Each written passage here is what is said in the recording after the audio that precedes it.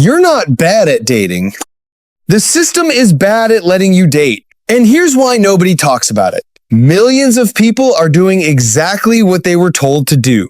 Put yourself out there, be yourself, stay open. And it still doesn't work. Not because they're doing it wrong, because the system they're inside was never built to help them. This isn't about how to find love. This is about why it feels so hard to find. There's a story about love told for generations. In movies, in songs, at family dinners.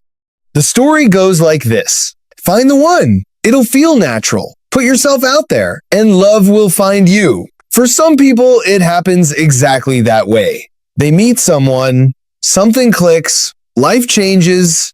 But for most people in 2026, something else happens. They do everything, the story says. And the feeling that comes back isn't connection. It's exhaustion. The story doesn't explain why someone can go on date after date and still come home feeling more alone. It doesn't explain why more options make it harder to choose. It doesn't explain why something so natural now feels like a second job. So people assume the problem is them. They rewrite their profiles, change their photos, lower their standards, or raise them. Anything to close the gap between the story and the reality. But the gap isn't about them. It's about the system they're inside. The apps where most people look for connection are not designed to help you find it. Dating apps are businesses. They make money when you stay on the platform.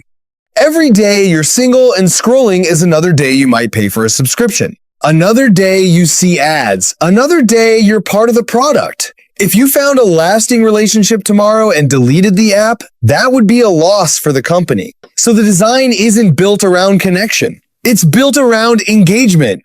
Keep you scrolling, keep you hopeful, keep you coming back. The same way social media keeps you scrolling through posts, dating apps keep you scrolling through people. The notifications, the someone liked you, the small dopamine hits, they're not accidents.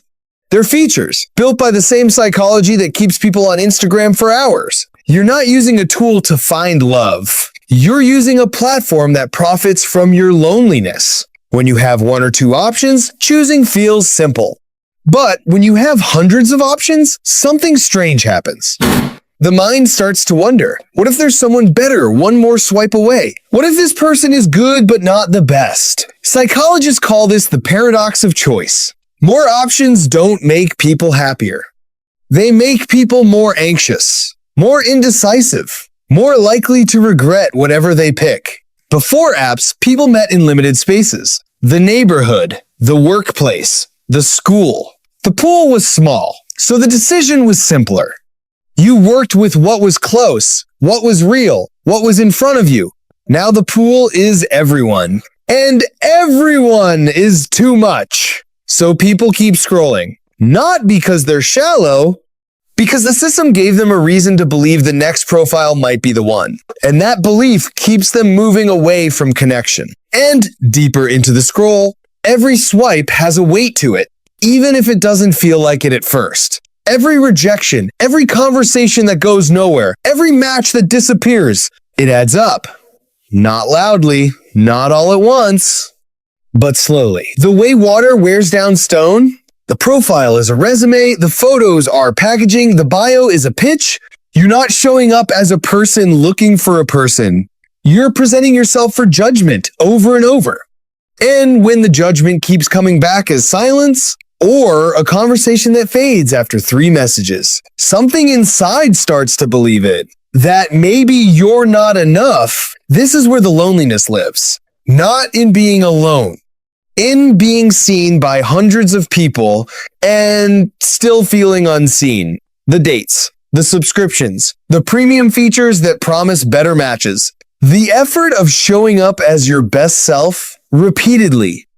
And underneath all of that, the bigger picture. People are working more than ever, spending more than ever just to survive. There's less time, less energy, less money. So when someone finally has a free evening, the idea of spending it on a stranger who might not work out feels like a gamble they can't afford. Emotionally, financially, and with their time. The system asks people to invest heavily in something with no guaranteed return, and then wonders why fewer people are trying. When dating feels impossible, the mind doesn't blame the system. It blames you. Maybe I'm not attractive enough. Maybe there's something wrong with me that I can't see. The system is invisible. The algorithm is invisible. The business model is invisible. What's visible is the silence after you send a message. The empty apartment at the end of another night. The way everyone else seems to have figured something out that you haven't. So you look inward and you find things to fix.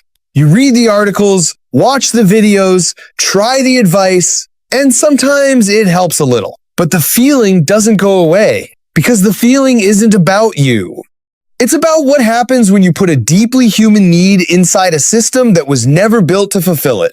A generation put their hope into a system built for engagement, not connection. They followed the story, put themselves out there, stayed open, and the system handed them something that looks like opportunity but functions like a loop. Scroll, hope, disappoint, repeat. The loneliness that comes from that loop doesn't feel like a system failing. It feels personal. It feels like something is wrong with you. But it's not. It's what happens when connection becomes a product. When love becomes a feature on an app, when the most human thing a person can want gets placed inside a machine that profits from you never finding it, this doesn't fix anything. Understanding why it hurts doesn't make it hurt less. But maybe it does one thing. It takes the shame away. You're not broken. You're not doing it wrong. You're inside a system. And the system wasn't built for what you actually need.